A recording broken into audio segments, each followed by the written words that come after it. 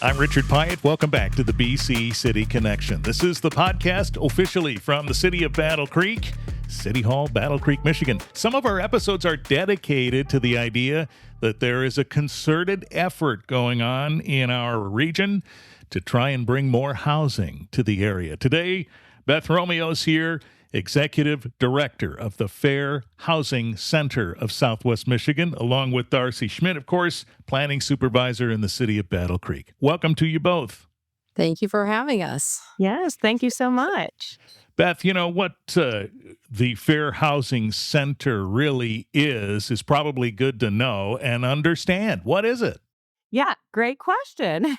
So the Fair Housing Center, Southwest Michigan, is a nonprofit. We consider ourselves a civil rights organization. So we help people navigate housing discrimination. I'll give you our mission statement and then can kind of dive into what that really means. But our mission is to eliminate all forms of housing discrimination through fair housing education, advocacy, and enforcement. And so we do a lot of different things, but I kind of put our services into 5 areas, essentially. One is education and outreach, intake and case review, investigations, enforcement, support, advocacy, and legal referrals. And I can dive into what those are, if you'd like. And then we also, just talking about who we serve renters and home seekers, landlords and property managers, and real estate professionals and lenders. So anything related to housing, and if there's any instance of housing discrimination, that's our work. And Battle Creek and Calhoun County are obviously in our service area, but we're actually serving all of Southwest Michigan. So we serve Allegan, Barry, Berrien, Branch, Cass, Calhoun, Kalamazoo, St. Joseph, and Van Buren counties. Say that 5 times fast. Yeah, wow. So this is a significant working area, and obviously because you exist, these situations haven't gone away. You're Right. brought in to help sort these things out in all of these areas. Are we making progress? I mean, what's the view? What's the broad view of this? Yeah, that's a good question. Well, to put it in perspective for you, in 2025, we did 491 client intakes throughout our service area. Hmm. And also, just to share, we are not the only fair housing center in the state. There are 3 other fair housing centers, and then Eastern Michigan is operated by a legal aid office. So they work a little bit differently, but we all kind of work in partnership together. So the state is broken up. Some other states only have one for the whole state. So we're lucky that we get, kind of really localized support in our state. So we had 491 total intakes for last year throughout Southwest Michigan. Of that, 191 cases involve potential housing discrimination. So what that means is sometimes people call us and they're unsure about our services, and we do resource navigation. Like people might want rental assistance or they need to be actively placed into housing, and that's not necessarily under our umbrella. But anyone who passes through our doors or through our intake process, we do resource navigation. We'll get them to the right nonprofit or organization that can help them. But 191 out of the 491, just to make it a little more real, that means that nearly 4 out of 10 people that called us had an instance of housing discrimination. Do you follow the trends? Is it going down? Is it going up? Yeah, it changes. So we don't have enough time today to get into the National Fair Housing Alliance's trends report. But for anybody who's interested in learning more about the trends in fair housing, the National Fair Housing Alliance, or NAFA, is our national organization that many fair housing centers are a member of. And they do a trends report across the nation. And so, yeah, discrimination is still happening. That's the long and short of it.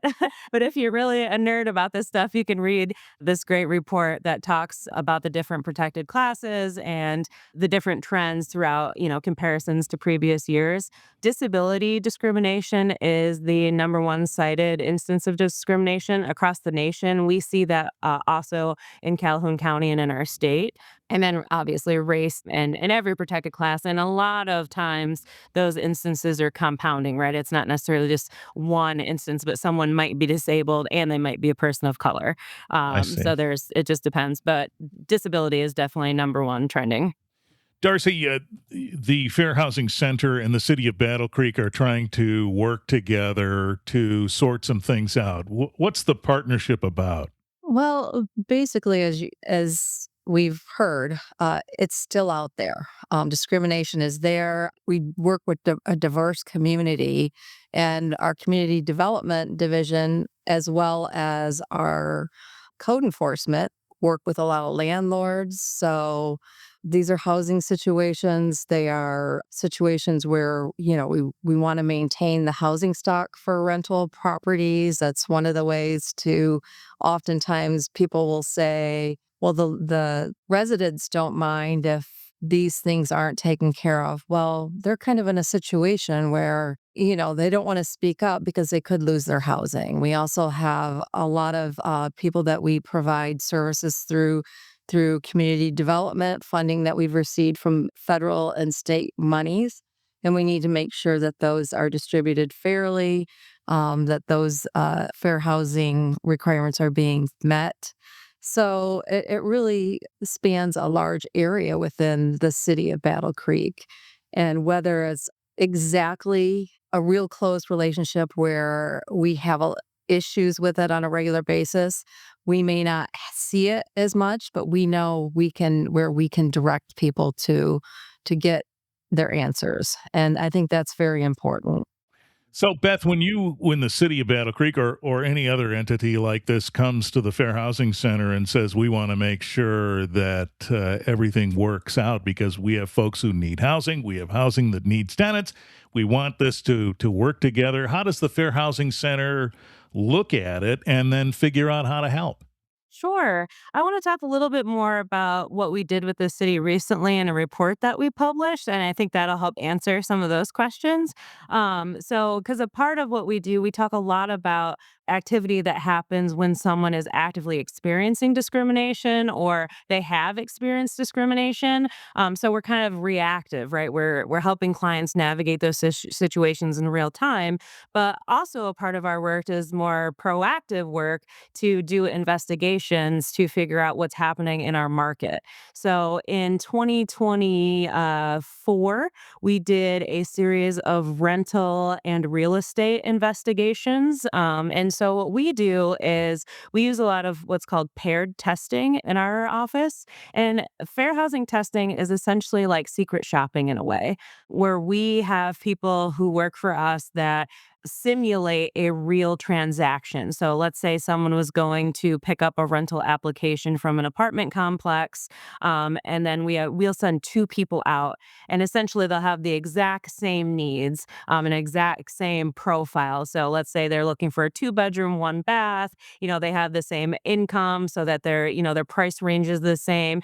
Everything is very similar except for one protected characteristic. So we might have one person who is a white tester, the other person who is a black tester.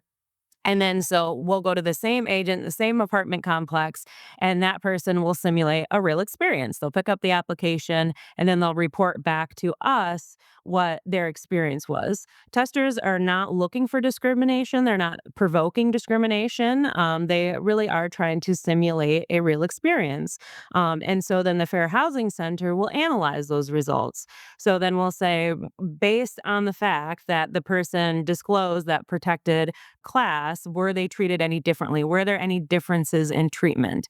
And so we did a pretty long report that we just published. There's some transition in our organization. I'm about 9 months in. So when I came on board, we picked it up again. And so it just published a month or so ago. It's on our website, it's on the city's website, that dives into all of the differences in treatment that we found in rental and real estate investigations. So We use that information to then partner with the city. We've done some presentations to the Battle Creek Area Association of Realtors, and city and nonprofit housing staff to educate people on what we found. So, in testing scenarios, we essentially look for, I mentioned this before, differences in treatment. So, differences in treatment alone are not necessarily discrimination, but if there are patterns or things that we notice, if every Hispanic tester that came into an environment was not given, opportunities to see houses on a tour where all the other testers who are not Hispanic were,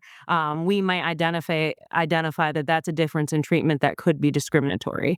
So we use those as education tools, and areas to find opportunity to partner and help people not do that. A lot of times it might be neighborly, right? Like an agent might think like, "Oh, I'm going to tell you about this resource because I assume that you're going to benefit from it." But really they could be steering someone away or to a specific community. So yeah, there's a lot to unpack there, but I'll take a pause for reflection or thoughts. Well, this is really interesting because not only do you have to gather this information, then you have to interpret it, as you have Right. just pointed out. The notion that Have it may not mean discrimination, so you have to Mhm. study, I suppose, every incident, don't you? Mhm. Yeah, and that's exactly what the report that we did with the city does. So there's some, anybody who's into geography and data, there's a whole series of maps about some of the different findings and how we place it across the community. So it's really interesting, and it helps establish, what is happening, what's kind of trending in the community, so that we can be more preventative. Our goal is to put ourselves out of business, right? We don't want to exist. We don't want people to face discrimination. Yeah. Darcy, at the risk of asking an obvious question, why is it important for the city to know this?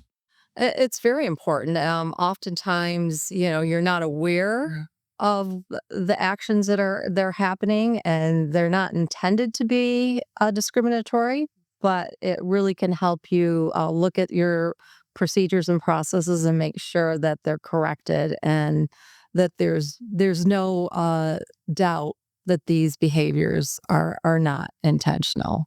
So, Beth, when you learn about these details, you really have to sort through them carefully, right? I mean, the point that Darcy just made that something that happens might fall under an umbrella that's called discrimination, but maybe there was an intent, maybe someone didn't know. Boy, this is a lot to sort out. hmm Yeah, I'm really glad you used the word intent, because intent or not, discrimination is discrimination, right? So even if someone doesn't intend to do something discriminatory, if the person on the other end feels like they've been discriminated against, they have a right to move forward. Now, when we did this testing with the city of Battle Creek, we have an agreement where we don't take action. We don't file an administrative complaint or do something. We work with the city to disclose those results, and then, kind of work to find solutions or educate people on what happened. But when people, clients come to us, they may have a series of evidence. So it could be like text messages, emails, recordings, documents that they'll share with us so that we can kind of analyze those to figure out, number one, is it really a fair housing concern? And if it is, then what's the next approach? Which for us, sometimes we will file an administrative complaint with the Michigan Department of Civil Rights, or we can file a complaint with HUD, Housing and Urban Development, or we can we do a lot of what's called reasonable accommodation and modification letters, particularly with individuals with disabilities. So, for example, sometimes someone might need, let's say, a grab bar installed in their shower, and the housing provider says no. We may, or let's say they need a parking space dedicated closer to their unit, and the housing provider says no. Then we'll work to write a reasonable accommodation or modification letter to have the housing provider make an exception to their standard. And so we have a lot of success doing that. Sometimes it's a lot of back and forth. But in some cases, there may not be enough evidence or it's somewhat inconclusive. And so we will then send testers maybe to that agent based on the complaint that happened to do some further, testing. And then we'll interpret those results to see if we found the same thing. For example, let's say someone was denied an emotional support animal. And if they called and inquired, someone flat out says, no, we don't take that. Then we may send some additional testers out to see if we get the same results. And that can be used as additional evidence to, take some further action. So, in your study of Calhoun County and Battle Creek, was there anything that stood out? I mean, are we in a significantly different position here as it relates to your results than you might have found elsewhere? No, I don't think so. I mean, differences in treatment happen. I think, if I recall correctly, the biggest area was differences in treatment in terms and conditions. That can mean a lot of different things, but it's essentially I'm trying to think of a good example. If someone, gives out a business card and it tells one tester to come to their office for a showing, let's say if we're talking real estate, or rental, doesn't matter. And then someone else comes in and then they tell them, oh, you call my personal cell phone number, we can set up a time. That would be a difference in treatment, right? Now, on its face, is that discriminatory? No, not necessarily. But if one tester or one person is of a protected class, and that giving your personal cell phone number, if that opens up better opportunity for you to seek housing or a better customer experience, really, right? Like they're getting better treatment, then that could be considered discrimination. Now, remember, the person has to feel, and take that as an act of discrimination against them. But it could be. So we identify, again, differences in treatment in that scenario. So I wouldn't say that there's anything. If we haven't done this report in all the communities. We've done one in Kalamazoo. I think the last one was in 2018. But if you look at trends, across the nation, like you're going to see that there's differences in treatment. Like that's just, But an ideal housing market, if we were to do this study again, an ideal housing market should give back no differences in treatment, right? Like everyone should offer the same resources and same everything to everyone that they interact with. And that speaks to whatever their procedure is, right? So they have to approach it consistently every time. Do you educate landlords and leasing companies about that? Yeah, we do.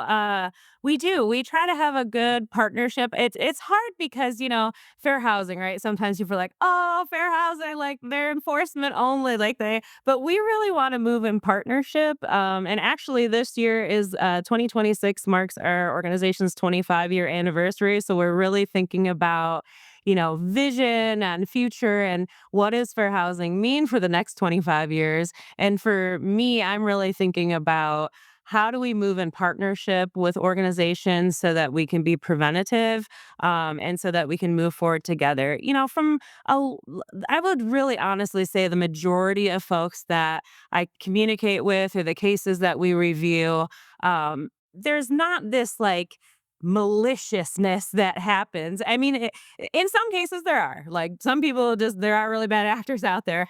But a Hmm. lot of times, especially like in rental housing, there are certain people that have to take fair housing education, like realtors, for example, certain, I don't know all the regulations on who, but, oftentimes, the agent working in the office handing out the applications, for example, may or may not have had a in-depth fair housing education, or they're given their orientation and the training locally. And so they may be doing something that they think is neighborly, like they make an assumption on a characteristic, and then they try to give them some information or limit their information based on the assumptions they make about the person with the intention of being, like I said, neighborly, like, oh, you might like this church or you might like this school district.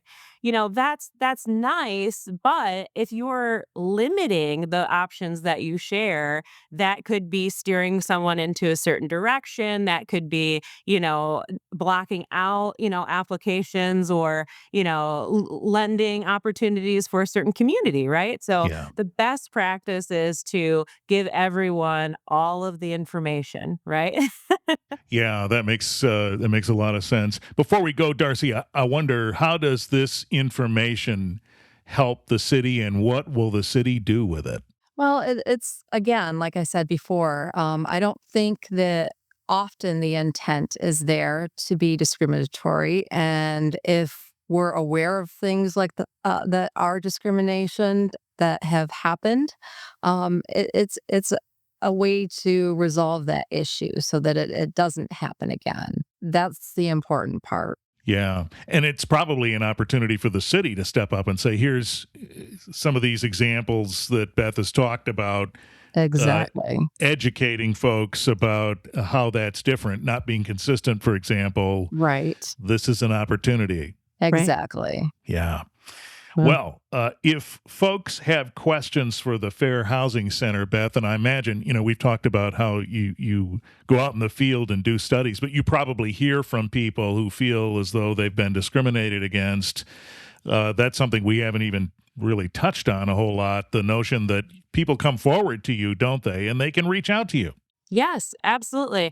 That is the bulk of our work is clients and intake. And so if people feel they have had an issue, the best thing is to call us and we'll go through our intake process with anyone who reaches out. And basically what that looks like is we get some just general contact information, some demographic information from our clients, and then we let them to kind of tell us exactly what happened, like walk us through the situation. We'll document that, and then we'll kind of figure out together what the next steps are. And so, the biggest thing with fair housing is that a lot of people don't know their rights or they don't understand the extent of their rights. Hmm. And so we talk to people, I'd say almost the majority of the people that we talk to just feel like something was wrong. Right. They had this feeling like, I don't think I was treated right.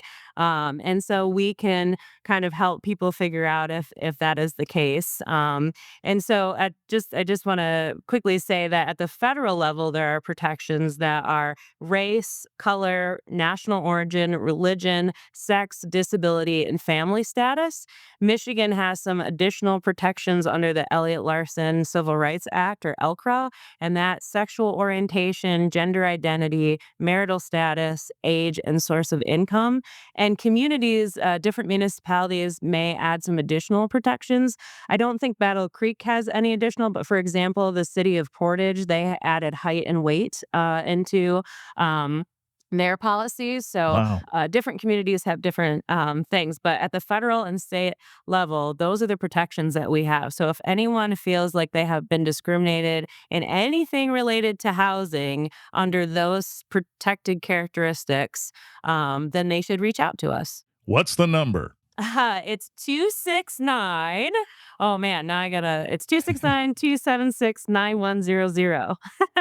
All right, 276-9100, area code 269, if you have questions for the Yeah. Fair Housing Yeah. Center. Of course, in the show notes for this episode, we'll put a link to the website for Fair Yes. Housing Center as well.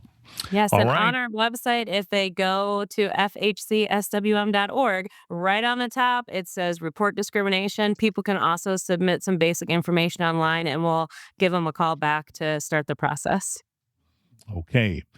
Well, Darcy, if folks have questions about that report that the city received, you certainly can field those too, right? Absolutely. Okay. Right. Well, we appreciate the update. Beth Romeo, Director of the Fair Housing Center of Southwest Michigan, Darcy Schmitt from the city of Battle Creek. Thanks to you both. Thank you. Thank you so much. This is great. Thank you.